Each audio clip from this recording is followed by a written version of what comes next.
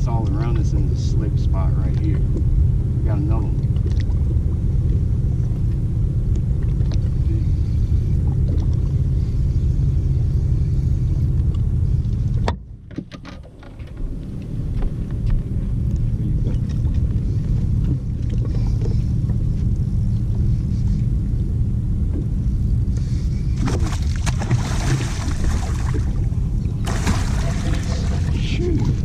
That's a chunky monkey. Hey, boy.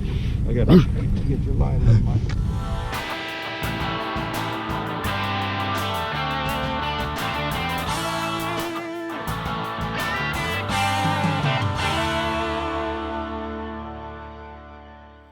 Hey guys, Brian Latimer here, and I'm going to walk you through the details of everything I used at my last FLW tour event at Lake St. Clair.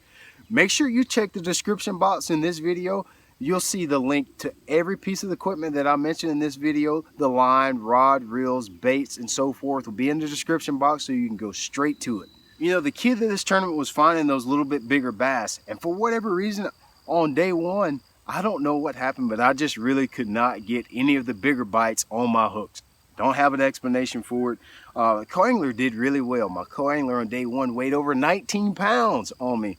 And I only came to the scales with 13. For whatever reason, those bigger bass didn't want my hook, but that's fishing. Thank God it is a multiple day tournament, and on day two, it went a lot better. Ended up winning right at 19 pounds. I had a dead fish penalty, and that cost me a few ounces in the end game, but made a few adjustments on day two. You know, you can see in my practice video, I was catching all my fish during practice on the drop shot, and for whatever reason, the fish got off the drop shot. So, my partner on day one started throwing a tube and started absolutely putting a smackdown on them. So, and I switched to that tube a little late in the day.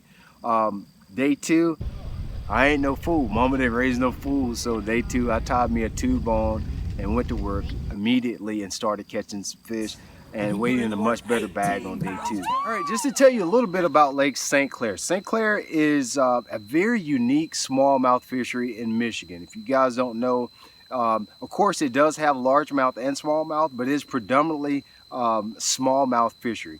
And it's a very, very huge place to fish. I think it's somewhere around 530 square miles. They don't even measure this place by acres. They measure it by square miles. It's really big, all open water, featureless lake. There's no depth contour whatsoever. It's you get about a foot of depth for every mile that you drive out into the lake. It's just one big bowl. It's connected by two rivers. On the north side, there's the St. Clair River. On the south side is the Detroit River. In this particular tournament, I've actually been to St. Clair before, and I decided to fish in St. Clair. The biggest part of growing smallmouth really big is having a really, really strong forage habitat, and St. Clair has that. It has a lot of alewives, gobies, crawfish, you name it. It's got the forage species, so the smallmouth get really big. So I decided to spend all of my time, my practice time and my tournament time in St. Clair. If you've seen my practice video, basically what I did, when I go smallmouth fishing, I keep everything really simple. To me, it's more about paying attention to the details, the weather details, the bottom contours, or the bottom structure, and using the same simple baits. I don't really use a lot of baits when I'm smallmouth fishing. One is the good old-fashioned tube. It works everywhere from Champlain, Erie, St. Clair. Everywhere there's a smallmouth, you can catch fish on a tube. If you see my practice video, you know, I caught a lot on a tube, and the other bait, while I've probably never seen that before, is the drop shot. Now, as I mentioned, when you're fishing a tube at St. Clair, or any plastic that you're fishing at St. Clair, there's no contour, there's no drop off, there's no humps, there's really nothing out there to fish. This lake fishes a lot more like Okeechobee. If you guys ever been to Okeechobee, there's no depth contour. Really what you're paying attention to is grass lines, where one type of grass meets another type of grass, where the grass is a little thicker, where the grass is a little thinner, where there's holes in the grass. That's how you fish Lake St. Clair. You can't see any of the grass. You're relying on your electronics to find everything you need. So one of my practice tactics all through practice is I would actually get on plane and just run 15, 20 miles an hour until I started to mark grass, and I would stop and fish. And I was looking for grass that either grew up a little higher, or if it was real thin, if there was no grass, and then all of a sudden there's a little stringy grass. That was good places to fish for me. The way I did that, there's only two ways to do it. You can get on your big engine and find the grass or find the slick spots, or you flip your bait out by the boat, put the trolling motor in 20%, and you just drag. That's how we caught a lot of these fish, is just dragging until we came across the right structure. Basically, I was using a 3/8 ounce tube because I was fishing anywhere from 17 to 20 foot predominantly. I was fishing some places in 14, 15 foot, but mostly 17 to 20 foot. I was using a little bit lighter tube because I was fishing the grass, and if I used a big tube, it would get bogged down in the grass really bad and you wouldn't get bit. If your tube is nasty all the time, it has a lot of grass on it, you're not going to get bit. So using a little bit lighter tube, 3/8 ounce tube, and just pulling it every time when it bogged in the grass, I just pull it out. I think most of the times that's when I would get bit, in the clean spots or when it was bogged in the grass, and then popping it out. One thing that's really important on my tube is I was using a 60-degree angle tube jig. And you say, what does it matter? You can get either a 60-degree angle or a 90-degree line tie on your tube. The important thing about a 60-degree angle tie on your tubes, that is going to put your line tie at a more angle towards the front. That makes a huge difference in being able to bring your bait through the grass effectively. When you use a 90-degree angle tie jig head on a tube, your point's more towards the middle of the jig head, and when you go to pull that bait on the bottom, the hook kicks up and it grabs more grass. When you have a 60-degree angle tie, it rides a little bit more like that. The hook doesn't kick up when it bogs down in the grass, and it snags just a little bit less. I promise you, it makes a huge difference. Doesn't mean you're going to bring it through the grass every time without hanging up, but the majority of the time it's going to come through the grass a much cleaner way.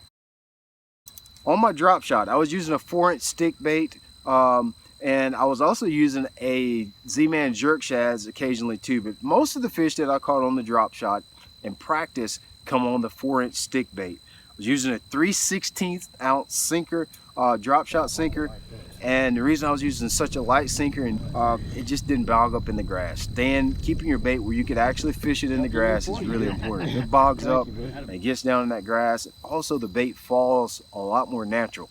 When you're just dragging, a lot of times you'd have to pull it out of the grass. And when you pull it out, your bait it kind of flutters up, and then it just falls down a lot more natural with the lighter weight. So keeping it out of the grass, and also when you did get bogged up, letting that bait fall down a little bit more natural, I think that was the key in getting a couple bites. Using a #1 owner Mosquito hook for my drop shot hook. For my line, I'm tying an Alberto knot to 15-pound test Smackdown braid. And for my braided line, I'm using Seaguar Finesse Fluorocarbon 8.4-pound test. It's a real thin diameter line, which I think is really important in that very, very clear water. Far as my reel is concerned, I'm using the same reel you guys see me use all the time. This is my favorite spinning reel. This is an Abu Garcia STX size 30 reel, 15-pound test Seaguar Smackdown, 8.4-pound test Seaguar Finesse Fluorocarbon. So for my tube rod, I'm using a totally different rod. With a tube, I like a little bit more backbone on it. A tube is a big bait.